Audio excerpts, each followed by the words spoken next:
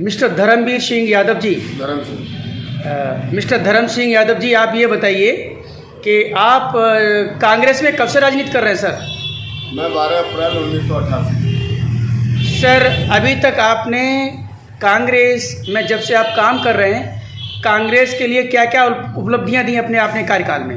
कांग्रेस के लिए जो कार्यकर्ता सुस्त हो गए थे उनको उठाया, जगाया और ज़बरदस्त तरीके से जो सत्ता पक्ष के लोग जो जन विरोधी कार्य होते थे उनके खिलाफ सड़कों पर उतर के आंदोलन किए, चाहे मुलायम सिंह रहे हो, चाहे मायावती रही हो, चाहे अखिलेश रहे हो, चाहे भाजपा रही हो, ज़बरदस्त सड़कों पर आंदोलन किए और मुकदमे भी हमारे खिलाफ लेके गए, लेकिन हम डरे नहीं। सर, नेक्स्ट सवाल शिवा राठौर का तीखा सवाल ये है कि जो लखीमपुर में, मैं ये कहूँगा कि लखीमपुर में जो टूरिज़्म, पॉलिटिकल टूरिज़्म तैयार हुआ है और इसमें सभी राजनेता अपनी अपनी गोटियाँ बिछाने के लिए, मतलब मैं कहूँगा कि दिन दूनी रात चौगुनी तरक्की कर रहे हैं। इस संदर्भ में आपका कहना क्या है? मैं शब्द से सहमत नहीं हूँ।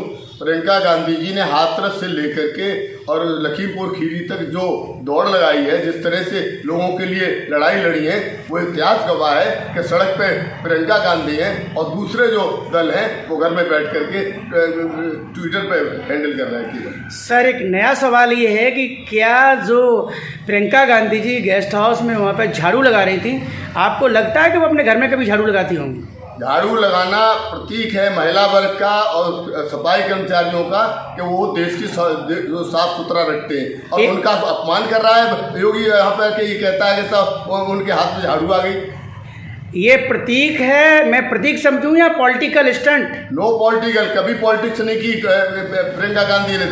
दलितों को, पीड़ितों को, शोषितों का साथ दिया, चाहे वो मजदूरों का मामला रहा हो, चाहे हाथरस का मामला रहा हो, लखीमपुर का रहा हो, इवन सपा की प्रत्याशी के साथ जिसकी रण हुआ था उसमें भी लखीमपुर गई थी, तब क्यों नहीं कहा था कि जितनी पॉलिटिकल है? सर, चरणजीत सिंह चन्नी कौन है ये हमारे मुख्यमंत्री हैं। कहाँ के? अच्छा, पंजाब के मुख्यमंत्री हैं। वहाँ अभी डीजी, उनके सेक्रेटरी, उनकी अपनी जो कमेटी गठित नहीं हो पाई, और लखीमपुर में क्या पर्यटन नहीं मनाने गए तो क्या करने गए? ये कांग्रेस का असूल रहा है कि जहाँ भी पीड़ित हो हिंदुस्तान के अंदर, उसके साथ संपूर्ण कांग्रेस खड़ी होती है। उसी कड़ी में वो आए थे। भूपेश बघेल कौन है ये सर? भूपेश बघेल मुख्यमंत्री है छत्तीसगढ़ के हमारे। वहाँ पे इतने बड़े धरना प्रदर्शन हो रहे हैं उनके खिलाफ इतने, और वो एयरपोर्ट पे बैठे थे उस दिन मौन साध के। वो अपना घर नहीं देख रहे हैं और यूपी में आके, और ये मतलब मैं ये कहूँगा कि लखीमपुर को देखने आए, अपना घर क्यों नहीं देख रहे हैं? मैं ये कहना चाहूँगा कि इस देश का दुर्भाग्य है कि अहंकारी और अपराधी लोग सत्ता में बैठे हैं, चाहे दिल्ली में हो चाहे लखनऊ में हो। आप किसी मुख्यमंत्री को लखनऊ में आने से रोकेंगे? ये आपकी हिंसावादी और उनकी अहंकारवादी नीति का परिणाम है। उन्होंने आकर के धरना देना पड़ा लखनऊ में, क्यों? इसका जवाब योगी को देना पड़ेगा कि क्यों रोका गया एक मुख्यमंत्री को लखनऊ उतरने में। सर, आप फिरोजाबाद से बिलोंग करते हैं। फिरोजाबाद में डेंगू से, वायरल से सैकड़ों बच्चे मर गए, सैकड़ों लोग मर गए। वहाँ पे एक घटना हुई, दुर्घटना हुई, एक्सीडेंट हुआ, क्या हुआ अभी उसके साक्ष्य कोर्ट में प्रस्तुत नहीं किए गए हैं। जब साक्ष्य प्रस्तुत हो जाएंगे तब हम उसको इल्ज़ाम दे पाएंगे। लेकिन फिरोजाबाद में तो कोई नहीं आया, न चन्नी जी आए, न भूपेश जी आए, न मोहतरमा प्रियंका जी आई, और ना ही जनाब राहुल जी आए, ना ही जनाब अखिलेश जी आए। बताइए ऐसा क्यों? मैं बड़े दुर्भाग्य की बात है कि यहाँ पे जो लोग राजनीति करते हैं वो सिर्फ दिखावे के लिए करते हैं। योगी भी करते हैं। यहाँ पर जो कुछ हो रहा है, ऑक्सीजन का ब्लैक हुआ, यहाँ के विधायक के माध्यम से का भी आरोपित किया गया, यहाँ की मेडिकल कॉलेज की प्रिंसिपल को भी किया गया। आजकल प्रिंसिपल को क्लीन चिट देने के लिए योगी आए और सारे लोग आए, लेकिन योगी के तुरंत बाद यहाँ पे हमारे कांग्रेस के प्रदेश सचिव अजय लल्लू आए थे। उन्होंने दर्द जाना था, उन्होंने खुद खून दिया, 70 कांग्रेसी ने खून दिया, और 32 दिन से लगातार जो वहाँ पीड़ित हैं उनके परिजनों को भोजन दे रही कांग्रेस। दूसरे दल कहाँ खड़े हैं, चाहे भाजपा हो चाहे और अन्य दल हो। मैं जब से होश संभाला है तब से मैं समझता हूँ कि कांग्रेस सत्ता में नहीं मिली है मुझे। इसका कारण क्या रहा? आखिर कांग्रेस का पतन क्यों हुआ? समाजवादी पार्टी और बहुजन समाज पार्टी का जन्म क्यों हुआ? अगर आपने देखा होता अन्य समाजों को तो फिर न तो कांग्रेस न तो सपा का जन्म होता और नहीं बसपा का जन्म होता। बताइए। मेरी छोटी सी टिप्पणी है जी कि हम शिक्षित होने के बाद अपने जो अधिकार जानने लगे, लेकिन आम समाज को तोड़ने वालों को नहीं पहचान पाए। ये वायरस शुरू हुआ था एक गुजरात से, और कुछ वायरस हुए थे हमारे यूपी के अंदर। जो वायरस आए उन्होंने अपने समाज को बलगला करके उनका वोट लिया और उनका खून चूसा।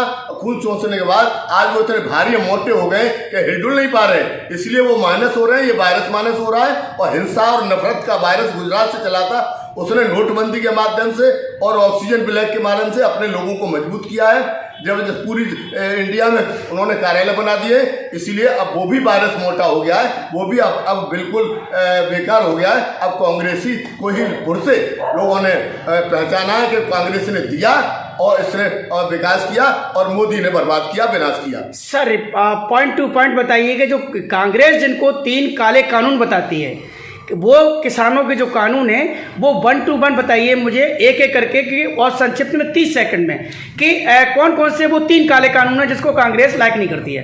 एक तो कॉन्ट्रैक्ट फार्मिंग है, उस पर हमारा कहना यह है कि छोटे छोटे किसानों से आप जो है जमीन ठेके पे लोगे और उसके बाद 5 साल बाद आप कहोगे कि हम ठेका खत्म कर रहे हैं, तो वो किसान अपनी जमीन नहीं ढूंढ पाएगा, उसकी काएँ क्योंकि मेड़ भी खत्म हो जाएगी।